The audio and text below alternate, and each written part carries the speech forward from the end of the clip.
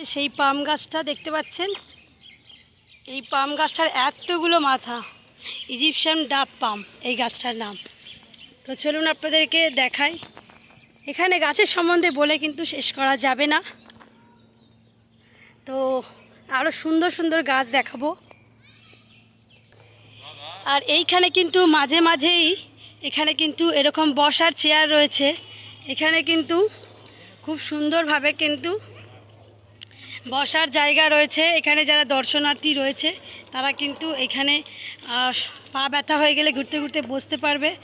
তো এদের সাথে একটু কথা বলা যাক।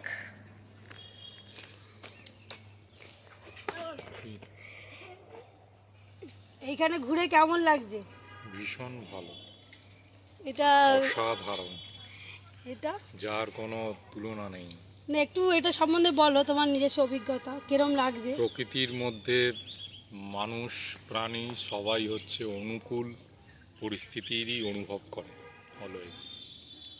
তো আমিও খুব অনুকূল পরিস্থিতি অনুভব করছি। কঠিন কঠিন ভাষা, এই কঠিন কঠিন ভাষা, এই এত সুন্দর বোটানিক্যাল গার্ডেন এসে একটু কবি কবি ভাব যাকে বলে। তো যাই হোক, এই হচ্ছে সেই জায়গা। আর এখানেও খুব সুন্দর বিভিন্ন রকম পাম প্রজাতির গাছ কিন্তু এখানে রয়েছে।